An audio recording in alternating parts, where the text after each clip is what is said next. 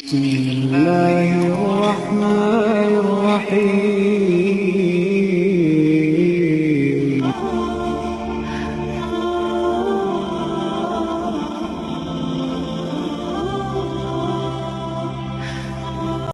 الحمد لله وحده والصلاة والسلام على من لا نبي بعده أما بعد فأعوذ بالله من الشيطان الرجيم يا أيها الذين آمنوا كتب عليكم الصيام كما كتب على الذين من قبلكم لعلكم تتقون وقال النبي صلى الله عليه وآله وسلم من صام رمضان إيمانا واحتسابا غفر له ما تقدم من ذنبه۔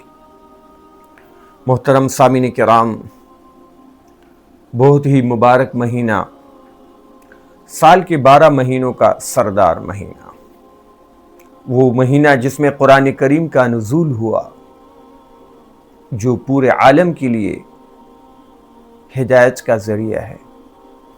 اس لیے اس مہینے میں روزوں کے موضوع پر بار بار بیان کرنا یقیناً ہمارے لیے سعادت ہے اور ایک اہم ضرورت ہے، کیونکہ ہم عرض کرتے چلے آ رہے ہیں، احادیث سے ثابت ہے کہ انسان کی زندگی وہ رمضان کے احترام سے بنتی ہے۔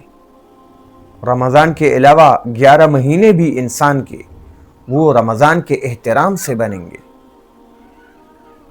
جب اس مہینے میں نماز کا اہتمام ہوگا، روزوں کا اہتمام ہوگا، تراویح کا اہتمام ہوگا، یہ مہینہ اللہ کو کس قدر محبوب، اس کا اندازہ ہم اس سے لگا لیں۔ فرمان نبوی صلی اللہ علیہ وآلہ وسلم کہ روزہ دار کا سونا عبادت ہے۔ روزہ دار روزہ رکھ کر 5 وقت نماز پڑھ کر سو رہا ہے، لیکن اجر اس کو عبادت کا مل رہا ہے، گویا کہ وہ عبادت میں مصروف ہے، وہ نوافل میں مصروف ہے۔ کس قدر محبت ہے روزہ دار سے اللہ کو۔ اور فرمایا کہ روزہ دار کی خاموشی تسبیح ہے۔ ہاں، روزہ دار روزہ رکھ کر خاموش ہے، اجر اس کو ذکر کا مل رہا ہے، گویا کہ یہ اللہ کے ذکر میں مشغول ہے۔ ہاں، روزہ دار کی خاموشی کو اللہ ذکر میں شمار کرتے ہیں۔ ہاں، یہ ہے محبوبیت روزہ دار کی۔ اور فرائض کا اجر 70 گنا بڑھا کر، ہاں، فرض ایک پڑے گا، اجر 70 فرائض کا ملے گا۔ ہاں، اب دن میں 5 نمازیں، فجر، ظہر، عصر، مغرب، عشاء، لیکن روزہ رکھ کر اس نے یہ 5 نمازیں پڑھی، باجماعت پڑھی، اجر کتنی نمازوں کا بھائی؟ 350۔ ہاں، کیونکہ جب ایک فرض کا اجر 70 تو 5 نمازوں کا اجر 350۔ پڑھی صرف 5 نمازیں، اجر 350 نمازوں کا۔ ہاں، یہ ہے روزہ دار کی محبوبیت اللہ کے ہاں۔ اور نوافل کا اجر فرائض کے برابر۔ نوافل یعنی زیادتی، ایک چیز جو آپ پر لازم نہ ہو، ایک عبادت جو آپ پر لازم نہ ہو،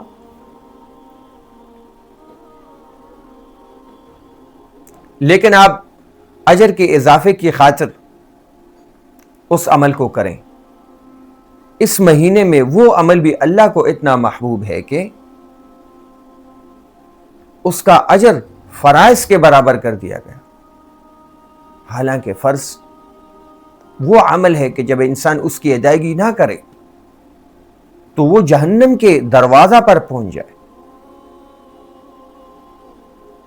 تو ایک ایسی عبادت جس کا معنی ہے زیادتی، اس کا اجر اتنے اہم عبادت کے بقدر مزید سنتے جائیں فضائل رمضان کی۔ انسان جب ایک نیک عمل کرتا ہے تو اس کا اجر فرمایا 700 گنا تک چلتا ہے۔ سبحان اللہ، ایک مرتبہ پڑھا اجر 700 مرتبہ پڑھنے کا ملا۔ اللہ کے راستے میں 1 روپیہ صدقہ کیا، اجر 700 روپے صدقہ کے برابر ملا۔ یہ اس شخص کے اخلاص پہ ہے، جس کے اندر جتنا اخلاص ہے، اس نے جس قدر مشقت سے کمایا ہے، وہ جس قدر استقامت کے ساتھ اللہ کے راستے میں خرچ کر رہا ہے، عبادات کر رہا ہے، اس کی کیفیت پر ہے جس کو اللہ جانتے ہیں۔ لیکن فرمایا کہ رمضان کے مہینے میں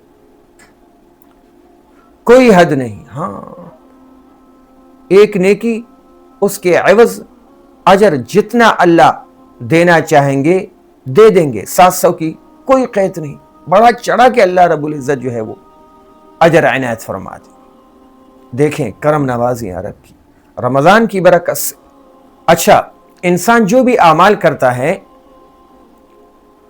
تو اس کے اجر کا بندوبست وہ فرشتوں کے ذریعے سے کیا جاتا ہے، لیکن روزے کے اجر کا بندوبست اللہ رب العزت فرشتوں کے ذریعے سے نہیں فرماتے، خود فرماتے۔ کیوں؟ فرمان الہی کہ روزہ میرے لیے ہے اور میں ہی اس کا اجر۔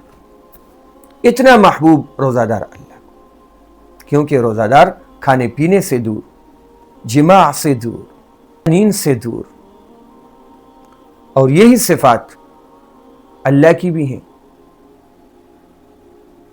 لہذا اس مہینے میں انسان اپنے اندر اللہ کی صفات کو پیدا کرنے کی کوشش کرتا ہے، جس کی بنا پر یہ روزہ دار اللہ کو اتنا محبوب ہے کہ رمضان کے مہینے میں جو اس کے اعمال ہوں گے اس کا اجر اللہ رب العزت بذات خود دیں گے، فرشتوں سے اس کا بندوبست نہیں کروائیں۔ اور اس کے منہ میں جو بو پیدا ہوئی معدہ خالی ہونے کی وجہ سے، جو اس کے منہ میں بو پیدا ہوئی، اس کے عوض میں محشر کے دن اس کو ایسی خوشبو عطا کی جائے گی جو مشک کی خوشبو سے بھی زیادہ اعلیٰ اور عمدہ۔ ہاں، تو اس سے یہ ظاہر ہوا، ثابت ہوا کہ روزوں کے احترام کے ساتھ، قواعد و ضوابط کی پابندی کے ساتھ روزوں کو رکھنا اپنے آپ کو اللہ کا محبوب بنا۔ ہاں، اور جو اللہ کا محبوب ہوگا تو اس کی دعائیں اللہ قبول فرمائیں گے، اس کی دعائیں رد نہیں ہوں گی۔ اسی بنا پر افطار کے وقت اللہ نے اپنے اوپر لازم کیا ہوا ہے کہ روزہ دار کی ایک دعا کو قبول کرنا، یعنی تمام مسائل کا حل اللہ رب العزت نے رمضان کے مہینے میں رکھا۔ اب اس مہینے کی جو قدردانی نہیں کرے گا تو سمجھو کہ اس سے بڑا ناسمجھ اور اپنے حق میں ظالم اور کون ہو سکتا ہے۔ محترم سامعین کرام، رمضان کے مہینے کی ان برکات کو حاصل کرنے کے لیے لازمی ہے کہ ہم اپنے روزہ کو جھوٹ سے، غیبت سے، جہالت سے محفوظ کریں، بے جا غصہ سے محفوظ کریں، ہاں، ورنہ پھر یہ برکات نصیب نہیں۔ کس قدر عجیب واقعہ ہے نبی کریم صلی اللہ علیہ وسلم کے دور کا کہ ایک حضرت نبی کریم صلی اللہ علیہ وسلم کی خدمت میں حاضر ہوئے اور عرض کیا کہ اللہ کے رسول، ان 2 خواتین نے روزہ رکھا تھا لیکن اب ان کی جان لبوں پر آ رہی ہے، یہ مرنے کے قریب ہے۔ نبی علیہ السلام نے ان سے اعراض فرمایا، انہوں نے دوبارہ سوال کیا۔ چنانچہ نبی کریم صلی اللہ علیہ وسلم نے ان 2 خواتین کو بلوایا اور ایک پیالہ بھی منگوایا اور ان میں سے ایک خاتون کو کہا کہ اس میں قے کر۔ جب اس نے اس پیالے کے اندر قے کی تو اس میں خون اور گوشت کے ٹکڑے گرنے لگے۔ اس طرح پھر دوسری خاتون سے فرمایا، جب اس نے بھی قے کی تو اس میں خون اور گوشت کے ٹکڑے گرنے لگے۔ نبی علیہ السلام نے ان سے فرمایا کہ تم نے روزہ کی حالت میں حلال چیز سے تو اجتناب کیا تھا، لیکن حرام سے اس کو افطار کیا. کھانے پینے کی چیزیں حلال، ان سے تو تم نے اجتناب کیا، لیکن حرام سے افطار کیا، غیبت کی، جس کے نتیجے میں ان کا گوشت، ان کا خون تمہارے پیٹوں میں کیا ہو گیا بھائی؟ بھر گیا. تو روزہ کو بابرکت بنانے کے لیے، روزے سے روزے کے فوائد حاصل کرنے کے لیے ہم پر 100% لازم ہے کہ ہم جو ہے روزہ کی حالت میں غیبت سے، جھوٹ سے، جہالت کے کاموں سے، بے جا غصہ سے دور رہیں. دیکھو روزہ حقوق اللہ میں سے ہے، اور کسی انسان کا احترام کرنا، اس کے ساتھ اچھا برتاؤ کرنا، اس کے حقوق کی ادائیگی کرنا، یہ حقوق العباد میں سے ہے. اب ایک شخص نے روزہ رکھ کر کسی کو گالی دی، خواہ غصہ کیا، خواہ کسی کو مارا بلا وجہ، تو یہ تو اس شخص نے حقوق العباد کے خلاف کیا، حقوق العباد کی پاسداری نہ کی. کسی شخص کی تحقیر کرنا، تذلیل کرنا، یہ تو اس کی حق تلفی ہے. اب حقوق اللہ میں اگر کمی ہوگی تو اللہ معاف فرما دیں گے، لیکن اگر حقوق العباد میں کمی ہوگی تو وہ تو اللہ بھی محشر کے دن معاف نہیں فرمائیں گے. تو ہم روزہ رکھ کر اگر حقوق العباد کی پاسداری نہیں کریں گے تو ہم اپنے روزہ کو جو ہے وہ بابرکت کیسے بنائیں گے؟ لہٰذا ہم پر لازم ہے کہ جن پر ہمیں غصہ آتا ہے، خصوصاً ملازمین، بیوی بچے، اس مہینہ میں جو ہے ہم ان کے ساتھ رحم و کرم کا برتاؤ کریں، نرمی کا برتاؤ کریں، درگزر کا برتاؤ کریں، انہیں سمجھائیں، صبر سے کام لیں. اور دوسرا بڑا نقصان کسی روزہ دار کے ساتھ جو آپ کا ماتحت ہو، بد اخلاقی کرنا، اس کا یہ بھی نتیجہ نکلے گا کہ وہ روزے نہیں رکھے گا، کیونکہ جب آپ اس کو تنگ کریں گے تو وہ خاک روزے رکھے گا. لہذا روزہ کی حالت میں اپنی زبان پر کنٹرول کرنا ہے. اور اس کے ساتھ ساتھ روزہ کا مکمل اجر حاصل کرنے کے لیے تراویح کا اہتمام بھی لازمی ہے. تراویح کو ہلکا قطعاً نہیں لینا چاہیے. ہاں، جو روزے رکھے گا اس کی بخشش ہو جائے گی. فرمایا جو تراویح پڑھے گا اس کی بخشش ہو جائے گی. تراویح کے ایک رکعت پر فرمایا نبی کریم صلی اللہ علیہ وسلم نے 2500 نیکیاں. ذرا سوچیں کہ تراویح اللہ کے ہاں کتنی محبوب ہے. ایک رکعت پر 2500 نیکیاں. اور اس کے ساتھ ساتھ ایک ایسا درخت، اتنا بڑا درخت، اتنا پھیلا ہوا درخت اس شخص کو دیا جائے گا انعام کے طور پر جو تراویح پڑھتا ہے، کہ اس کے نیچے اگر وہ سواری کرے تو 500 سال تک چلے. اتنا بڑا تھا. کتنا اکرام ہے تراویح پڑھنے والے کا اللہ کے. پھر بھی ہم جو ہے وہ تراویح کی ناقدری کریں. اور اس کے ساتھ ساتھ روزہ دار کو اور تراویح پڑھنے والے کو ایک سرخ یاقوت کا محل دیا جائے گا، جس کے اندر سونے کے 100 محل ہوں گے. سرخ یاقوت کا محل، پھر اس کے اندر سونے کے 100 محل. اب یہ 100 محل ایسے ہوں گے، ظاہر ہے اس میں اس کی حوریں بیٹھی ہوں گی. ہاں، 70 جوڑے ایک حور نے پہنے ہوئے ہوں گے، لیکن پھر بھی اس کے جوڑوں میں اور جسم میں اتنی باریکی ہوگی کہ اس کے شوہر کی نظر اس کے 70 جوڑوں سے پار ہو کر، اس کی کھال سے، گوشت سے، ہڈی سے پار ہو کر اپنے حور کا گودا، جو ہڈیوں کے اندر گودا ہوتا ہے، اس کو دیکھ لے گا. ہاں، حور مقصورات فی الخیام، وہ تو خیموں میں بند ہیں بھائی، تمہارے انتظار میں اللہ سے سوال کرتے ہیں. رمضان کے مہینے میں حور عین، بڑی بڑی آنکھوں والی حوریں، کہ اللہ ہمارے لیے شوہر منتخب فرما لے. اس مہینے میں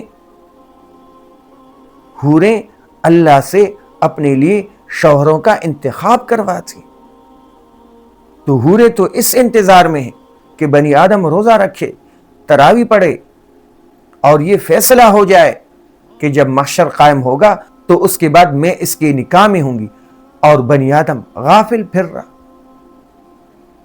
نہ روزوں کی پرواہ، نہ تراویح کی پرواہ۔ جیسے ہم کوئی شادی کرتے ہیں، پروگرام کرتے ہیں، اس کے لیے کئی دنوں ہم پہلے جو ہے وہ تیاریاں کرتے ہیں، گھر کو سجاتے ہیں، بیٹھکوں کو سجاتے ہیں، محلوں کو سجاتے ہیں۔ رمضان کے مہینے کے لیے 11 مہینے جنت کو سجایا جاتا ہے۔ ہاں، یہ مہینہ اللہ کو اس قدر محبوب ہے، پھر ہم کیسے اس کی ناقدری کر سکتے ہیں؟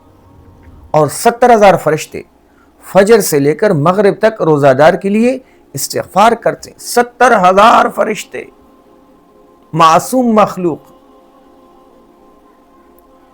تو بھلا کیا شک ہے روزہ دار کی مغفرت میں؟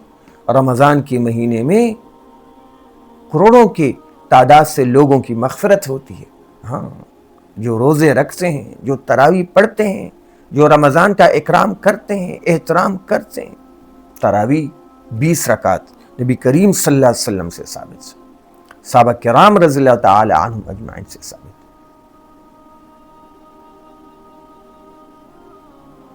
20 رکعت تراویح پر حضرت عمر رضی اللہ تعالی عنہم اجمعین کے دور میں اجماع ہوا ہے، صحابہ نے اس پر اتفاق کیا ہے۔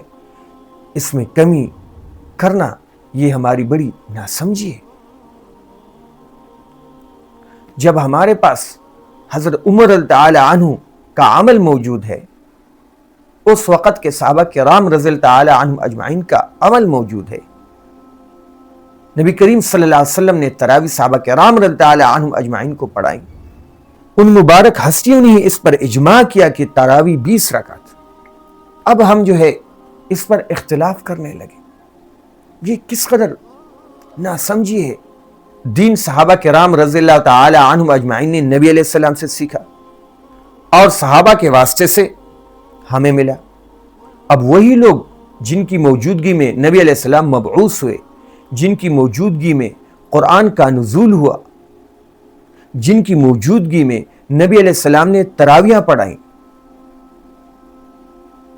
پھر انہی ہستیوں نے 20 تراویح پر اتفاق کیا، اب ہم اختلاف کرنے لگے۔ ذرا سوچ سے کام لیں، ذرا عقل سے کام لیں۔ لہذا رمضان کے مہینے میں اول تا آخر روزے بھی رکھنے ہیں، اول تا آخر تراویح کا اہتمام بھی کرنا ہے، اور اس طرح انشاءاللہ اپنے آپ کو دنیا اور آخرت کی مشکلات سے 100% محفوظ بنانا ہے، اور دنیا اور آخرت کی راحتوں کو، عزتوں کو، کامیابیوں کو اور کامرانیوں کو حاصل کرنا ہے۔ اللہ مجھے اور آپ کو رمضان شریف کا خوب احترام کرنے والا بنائے، پابندی کے ساتھ تراویح پڑھنے والا بنائے۔ وآخر دعوانا ان الحمدللہ رب العالمین۔